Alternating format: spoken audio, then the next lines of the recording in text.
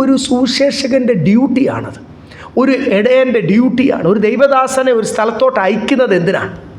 ഒത്തിരി ദൈവദാസന്മാർ യാത്ര ചെയ്ത് ശുശ്രൂഷിക്കുന്നുണ്ട്, പല രാജ്യങ്ങൾ പോകുന്നുണ്ട്.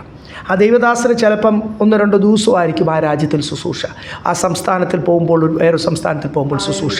അവിടെയൊക്കെ എന്തുവാ ദൈവദാസൻ ചെയ്യേണ്ടത്? ഇവിടെ എഴുതിയിരിക്കുന്ന വിശ്വാസം സംബന്ധിച്ച് അവരെ സ്ഥിരപ്പെടുത്തുവാനും പ്രബോധിപ്പിക്കുവാനും. അതാണോ ഇന്നത്തെ ദൈവദാസന്മാർ ചെയ്യുന്നത്? വിശ്വാസം സംബന്ധിച്ചാണോ പ്രബോധിപ്പിക്കേണ്ടത്? ഒരു കോർഡ്ലെസ് മൈക്കും എടുത്തോട്ട്, നമ്മൾ പിന്നെ ഈ കോർഡ്ലെസ് മൈക്ക് ഇതിനെ ഉപയോഗിക്കുന്നുള്ളൂ. ഇവിടെ കിടന്ന് എനിക്ക് ഓടേണ്ട ആവശ്യമൊന്നുമില്ല, ഓടാൻ സ്ഥലമില്ല ഇവിടെ. സ്തോത്രം. ഇന്ന് എന്തുവാ കാണുന്നത്? നിങ്ങൾ കണ്ടിട്ടുള്ളതല്ലേ, നിങ്ങളൊക്കെ പല സഭകളിൽ നിന്ന് വന്നതല്ലേ. പല കൺവെൻഷൻ ഇപ്പോൾ ഈ റോക്ക് ബാൻഡ്സിന് ചെയ്യുന്ന പോലെ പോലാണ് ആ സ്റ്റേജ് കഴിഞ്ഞ് ജനത്തിൻ്റെ ഇടയ്ക്കോട്ട് ഓടാൻ വേണ്ടി ഒരു റോക്ക് സ്റ്റാർസ് കാണിക്കുന്നത് കണ്ടിട്ടില്ലേ? അതിൻ്റെ ഇടയ്ക്കോട്ട് ഓടിയിട്ട് പിന്നെ ജനങ്ങളുടെ മണ്ടയ്ക്കോട്ട് എടുത്ത് ചാടുകയും ഒക്കെ ചെയ്യുന്ന പല കലാപരിപാടികൾ കണ്ടിട്ടില്ലേ? അതുപോലെ ജനങ്ങളുടെ ഇടയ്ക്കോട്ട് ഈ കോർഡ്ലെസ് മൈക്ക് കൊണ്ട് ഓടാൻ ഈ സഹോദരന്മാരുടെ ഇടയ്ക്ക് ഒരു പോലെ ഉണ്ടാക്കി വെച്ചേക്കും.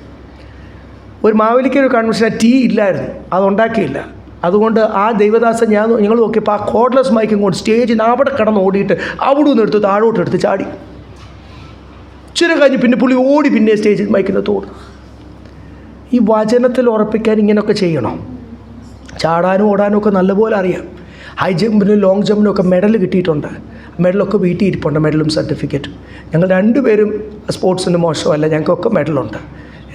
ചാടിയാലും ഓടിയാലും ഇവിടെ കിടന്ന് തുള്ളിയാലും അമറിയാലും കൂവിയാലും തുപ്പൽ തെറിപ്പിച്ചാലും എൻ്റെ തൊണ്ട അടയ്ക്കുന്ന രീതിയിൽ ഞാൻ ഇവിടെ കിടന്ന് അമറിയാലും ഒന്നും നിങ്ങളെ സ്ഥിരപ്പെടത്തില്ല ദൈവമക്കളെ.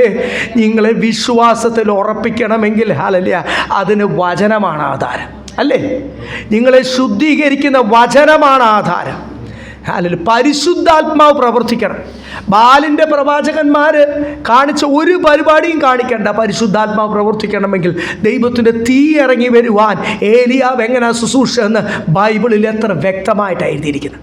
ബാലിൻ്റെ പ്രവാചകന്മാർ കാണിച്ച ഒരു കലാപരിപാടികളും ഏലിയാവ് കാണിച്ചോ? ബാഹ്യമായ കാര്യങ്ങൾ നോ.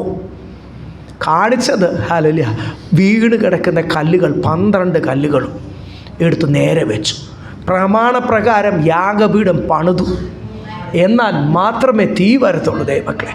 ഇവിടെ ഇരിക്കുന്ന ഓരോരുത്തരും പ്രമാണപ്രകാരം നിങ്ങളുടെ ഹൃദയം എന്ന യാഗപീഠം പണിയപ്പെടുമ്പോൾ തീ കത്തും.